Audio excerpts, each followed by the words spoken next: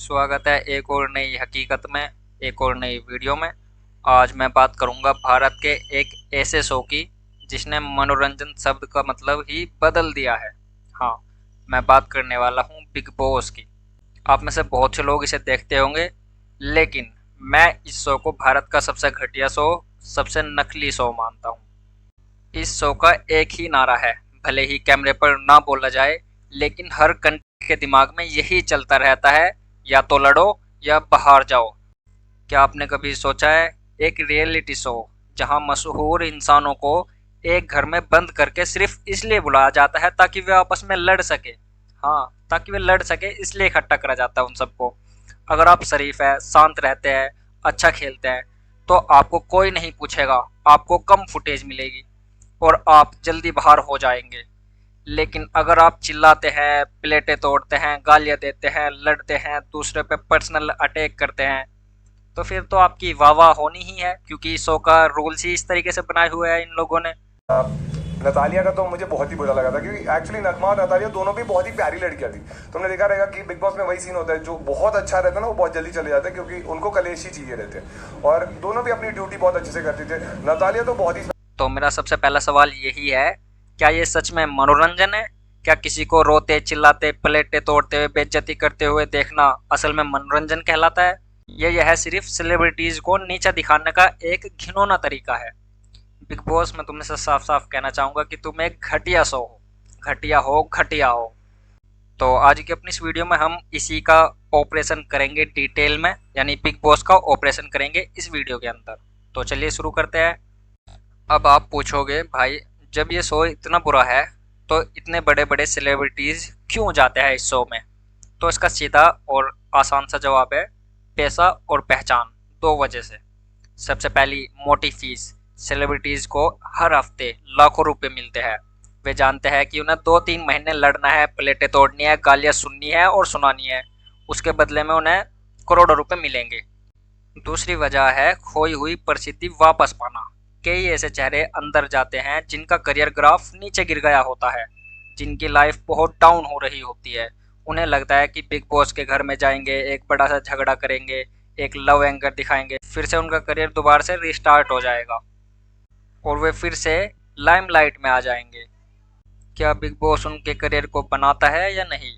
यह इन्हें सिर्फ एक लड़ने वाला या ड्रामी क्वीन का टेबल दे देता है। बाहर आकर लोग इन्हें उनके कामों से नहीं, बल्कि उनके घर में किए गए घटिया झगड़ों से याद रखते हैं। जैसे मैं भी एक शख्स को याद रखे हुए हूँ, जिसका नाम था, क्या नाम था, रुक जाओ याद करके बताता हूँ मैं। क्या नाम था, अभिषेक। हाँ, अभिषेक बंदा करके आया था, जिसमें मनवर फारूकी भी आया था।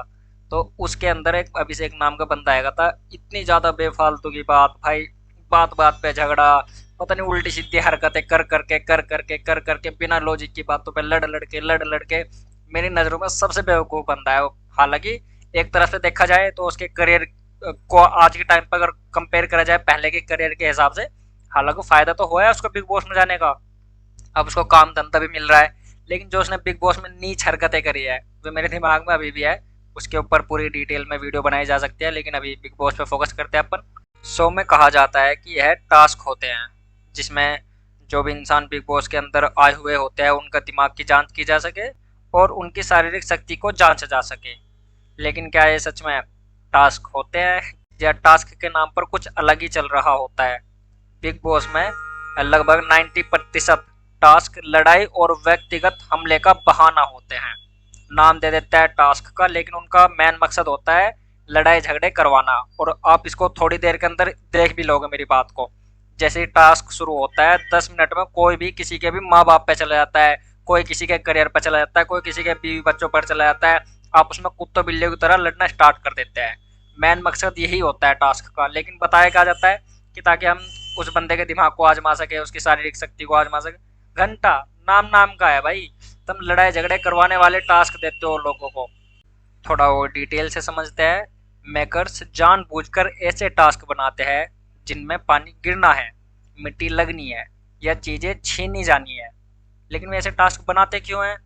क्योंकि वे जानते हैं कि इससे कंटेंट्स को गुस्सा भड़केगा और लड़ाई होगी, और वह यही तो चाहते हैं। बिग बॉस मनोरंजन के नाम पर सिर्फ नकारात्मकता, यानी नेगेटिविटी बेच रहा है। असली मजा टास्क में नहीं बल्कि टास्क के दौरान करवाई जाने वाली लड़ाई, थूकने, चिल्लाने में है। तो क्या आप इसे मनोरंजन कहेंगे? मेरी नज़रों में तो यह है डिस्प्यूटमेंट है। अब सवाल आता है, क्या एक परिवार आराम से बैठकर इस तरह के शो, रोना धोना, गाली गलौज, एक दूसरे को मारना पीटना, ये देख सकता है, जिसे ये लोग कहते हैं कि ये एक फैमिली शो है? भाई किस तरह का फैमिली शो है? दिखा क्या रहे हो तुम, करवा क्या रहे हो तुम? अब जो लोग बिग बॉस को 100% सच मानते हैं कि बिल्कुल रियल है जो भी इसमें चल रहा है, तो उनको थोड़ा जागने की जरूरत है। ये शो पूरी तरह से रियल नहीं है और ना ही पूरी तरह से स्क्रिप्टेड है। ये होता है मिक्स। ये शो रियल भी होता है, स्क्रिप्टेड भी होता है। पूर्व कंटेंट्स ने खुद कहा है कि जब घर का माहौल शांत होता है, कोई झगड़ा नहीं होता। अब सोचिए, लड़ाई बिल्कुल कम हो चुकी है घर के अंदर की, अगले ही दिन किसी कंटेंट्स को ऐसा सीक्रेट टास्क मिल जाएगा जिससे लड़ाई होना अनिवार्य है। 100% लड़ाई शुरू होकर रहेगी। और ये कोई इत्तेफाक नहीं है, यही तो शो के रूल्स है जो मैं आप लोगों को समझा रहा हूँ कि किस तरीके से घटिया शो है। अगर कोई कंटेंट्स नहीं लड़ते तो उन्हें कम फुटेज मिलती है या सीधे बाहर जाने की धमकी मिलती है। जी हाँ, अगर कोई इंसान बिग बॉस में जाने के बाद में नहीं लड़ता तो उसको इनडायरेक्ट समझाया जाता है कि तुम फुटेज में नजर नहीं आ रहे, या फिर तुमको बाहर निकाल दिया जाएगा। इसीलिए ये लोग जानबूझकर जबरदस्ती लड़ते हैं। बिग बॉस की आवाज़ जो पूरे घर को कंट्रोल करती है, प्रतियोगी भी जिसे भगवान मानते हैं, लेकिन ये आवाज़ आखिर कब बोलती है, इस पर ध्यान दिया है कभी? नहीं। चलो मैं बताता हूँ थोड़ा सा। जब कोई भी प्रतियोगी वाकई में कोई बड़ा नियम तोड़ता है, जैसे कि माइक उतारना, यानी आवाज़ ना आ रही हो अगर उस बंदे की, जब ये आवाज़ आएगी कि भाई माइक पहन लो। लेकिन जब घर में लड़ाई कम हो जाती है, हाँ ज़्यादा नहीं, जब घर में लड़ाई कम हो जाती है, जब कोई प्रतियोगी बहुत शांत रहने लगता है, तब आएगी। तब यह आवाज़ अचानक से नियम तोड़ने का बहाना बनाकर टोका टाकी करती है। यह आवाज़ सिर्फ कंट्रोल करने के लिए नहीं बल्कि प्रतियोगी को उकसाने और डिसीजन लेने के लिए भी है। यह तय करती है कि कौन किसका दोस्त बनेगा।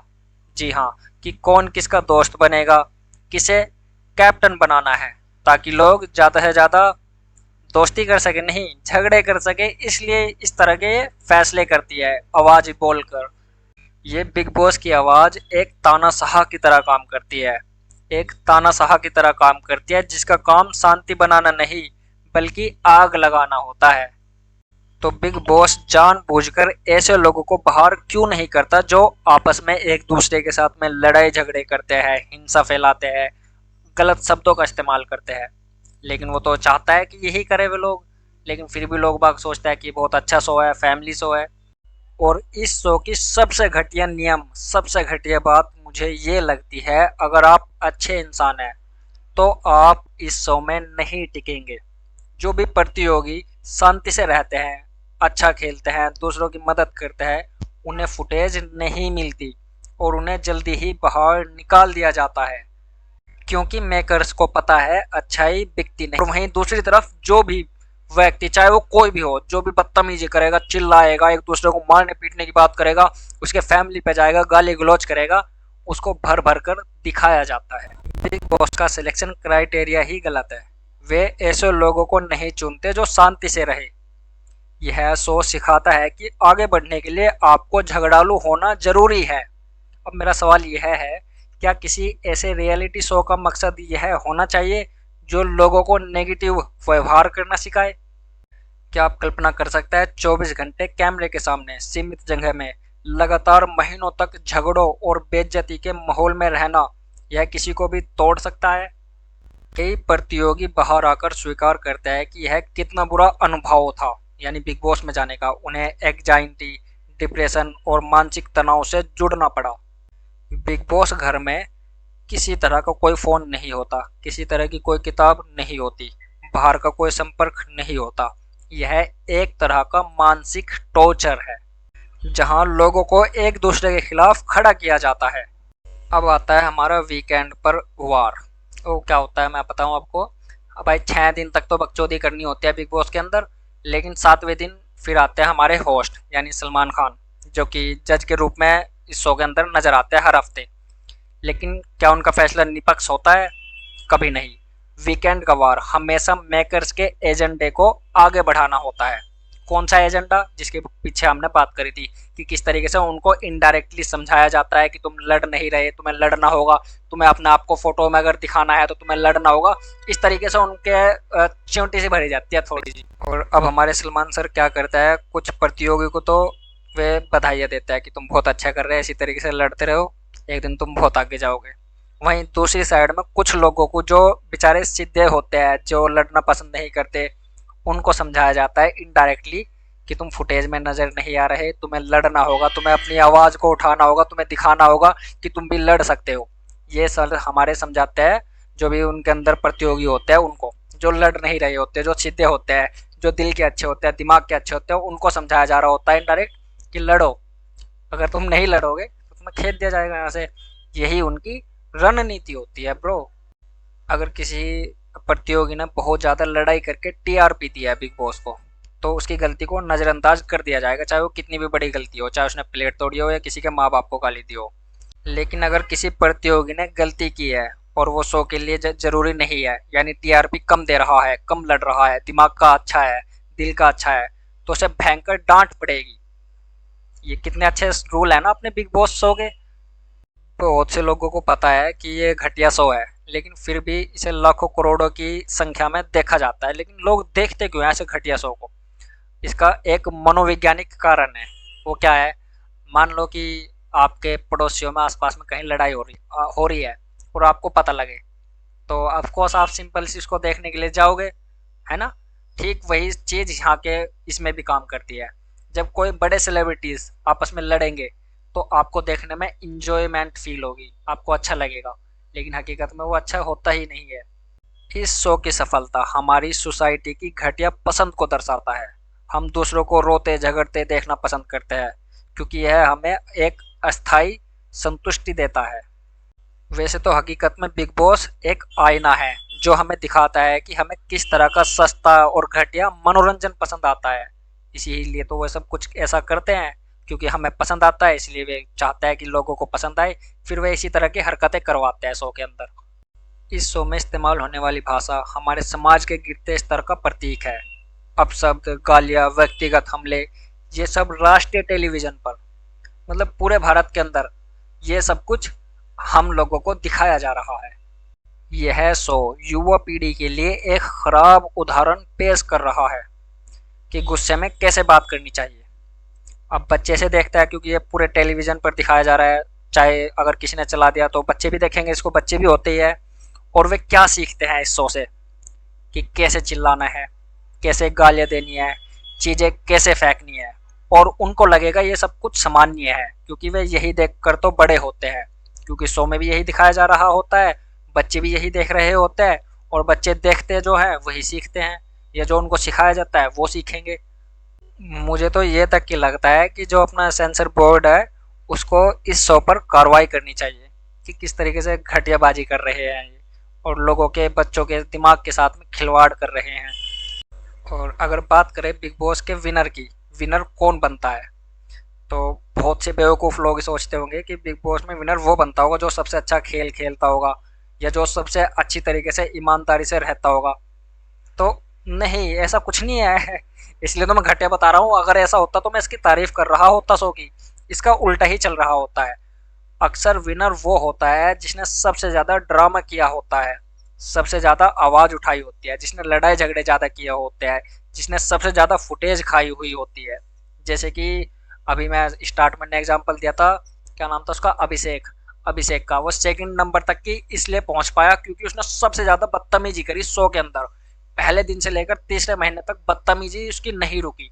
सबके साथ में ए टू जेड, बड़ा छोटा, किसी की शर्म नहीं करी, लेडीज जेंट्स किसी की शर्म नहीं करी, उसने सबके साथ में बदतमीजी करी, इसलिए वो सेकंड नंबर पर पहुंच गए मनव्वर फारूक के साथ में स्टेज पर। इस शो में जीतने के लिए अच्छा खेलना नहीं बल्कि अच्छा लड़ना जरूरी है। यह शो किसी भी गेम या रियलिटी शो के नियमों को नहीं मानता। यह जनता के वोट भी कई बार मेकर्स के एजेंडे से प्रभावित होते हैं। अगर मेकर्स को लगता है कि कोई झगड़ालू प्रतियोगी ज्यादा टीआरपी देगा तो उसे अंत तक रखा जाएगा अपने फायदे के लिए। क्या यह शो सच में टैलेंट या ईमानदारी, अच्छे व्यवहार को बढ़ावा देता है? तो उसका जवाब है सिंपल सा नहीं। यह सिर्फ ड्रामा और झगड़े को बढ़ावा देता है। और हर सीजन में ना एक प्यार की कहानी जरूर होती है। जो लोग बिग बॉस को लगातार देखते हैं उनको पता भी होगा कि उनमें कहीं ना कहीं लव स्टोरी जरूर दिखाई जाती है। लेकिन वे लव स्टोरी 100% सच्ची नहीं होती। कुछ सच्ची भी होती है, लेकिन 90% चांस होता है कि वह सिर्फ टीआरपी के लिए बनाई गई एक स्टोरी है। और दूसरा रीज़न यह है उन स्टोरी को बनाने का कि जो बेवकूफ़ लोग होते हैं, यानी जो बिग बॉस को देखता है कंटिन्यूसली, लगातार जो बिग बॉस को देखते हैं, उनको इमोशनली इन्वॉल्व किया जा सके इसके अंदर, इसलिए इनका इस्तेमाल करा जाता है। यानी दर्शक जो है, यानी हम जैसे लोग, खासकर मैं तो ऐसी फालतू चीज़ों का विरोध कर रहा हूँ तो मैं क्यों ही देखूँगा। जो लोग देखते हैं, जो दर्शक होते हैं, जो ऑडियंस होती है, वे इमोशनली टच हो सके बिग बॉस के साथ में, इसलिए ये लव एंगल दिखाए जाते हैं। और ये लव एंगल कब तक चलते हैं? जब तक कि वो शो ख़त्म नहीं हो जाता। शो ख़त्म, लव एंगल ख़त्म, हवा की तरह वो प्यार उड़ जाता है। इन्होंने प्यार का भी मजाक बना के रखा हुआ है बिग बॉस वाले ने। और ये जो लव एंगल होता है, सब कुछ सिर्फ कैमरा और फुटेज के लिए किया जाता है ज़्यादातर मामलों में। और अब आप लोग खुद ही बताओ, क्या ये लोग प्यार का मजाक नहीं बना रहे? जो मेकर्स होता है वो दो लोगों को भावनाओं के साथ में खिलवाड़ करता है। मतलब एक लड़का एक लड़की उनको कहता है कि भाई तुम्हें इस तरीके लव एंगल दिखाना है। अब ऑफकोर्स सिंपल सी बात है भाई, किसी न किसी के मन में भावना होते जागेगी, क्योंकि लड़का लड़की अलग अलग है। हो सकता है उसको सच में पसंद आ जाए हो, और उनकी भावनाओं के साथ में खिलवाड़ कर रहा है सिर्फ टीआरपी के लिए और अपने फ़ायदे के लिए, ताकि लोगों को उसमें इमोशनली कनेक्ट करा जा सके। इस सब के लिए सब करा जा रहा है भाई। शो में अक्सर प्रतियोगी जो होते हैं वे धक्का मुक्की करते हैं एक दूसरे के साथ में, यहाँ तक कि चीज़ें भी तोड़ते फोड़ते हैं, चिल्लाते हुए नज़र आते हैं। लेकिन मेकर्स इन्हें कैसे देखते हैं? क्या आपने सोचा है? क्या लगता है आपको, मेकर्स इनकी चिंता करता है? नहीं, मेकर्स इसे एक मज़ेदार हाईलाइट की तरह देखते हैं। अगर आपने देखा होगा, जब भी कुछ बिग बॉस में बड़ा हो जाता है ना, तो अगले जो लास्ट में 1-2 मिनट होती है उसमें वे हाईलाइट दिखाई जाती है जिसमें लड़ाई हो रही होती है, कुछ बड़ा हो गया होता है। तो इसे मज़ेदार हाईलाइट की तरह देखता है मेकर्स, जो जानबूझकर हिंसा और आक्रामक व्यवहार को कैमरे में कैद करके दिखाता है ताकि टीआरपी बढ़े। टीआरपी के लिए तो सब कुछ होता है। मेकर्स हिंसा को एक ऐसी चीज़ के रूप में प्रस्तुत करते हैं जो मनोरंजक है। अगर ये सब चीज़ें बाहर, मतलब लड़ाई झगड़ा अगर हमारा किसी के साथ में हो जाए तो हम एक दूसरे के ऊपर केस करने चले जाते हैं। लेकिन अगर ये सब कुछ बिग बॉस के अंदर हो जाए तो केस नहीं होगा, ये एक गेम का हिस्सा बन जाएगा। अब मेरा सवाल यही है, क्या ये शो दर्शकों को गुस्सा और व्यवहार करना नहीं सिखा रहा? अपने शारीरिक बल का उपयोग करना नहीं सिखा रहा? क्या यह सामाजिक तौर पर खतरनाक नहीं है? इतना सब कुछ हो रहा है। आप लोग कोई भी बिग बॉस का सीज़न उठा लीजिए, कहानी वही घिसी पिटी सेम रहेगी हर सीज़न में वही दोस्ती, धोखा, प्यार, लव एंगल, बाहर से नए मेहमान, ड्रामा, सब कुछ यही रहता है हर साल। नए चेहरे, बस लोग बदलते रहता है, कहानी सेम वही रहती है बिग बॉस की पूरी, आज तक वो की वही है। आप पहले सीज़न से देखना, आज तक की ऐसी ही है। एक्टिविटी ख़त्म हो चुकी है। मेकर्स को पता है कि जनता को क्या चाहिए जनता को? सस्ता झगड़ा। इसलिए वे कुछ नया और रचनात्मक करने की कोशिश नहीं करते। वे जानते हैं कि जब तक झगड़े हो रहे हैं लोग देखेंगे। इस शो का एकमात्र लक्ष्य टीआरपी और पैसा है बस। इसके लिए किसी भी हद तक जा सकते हैं मेकर्स, किसी भी हद तक जा सकते हैं।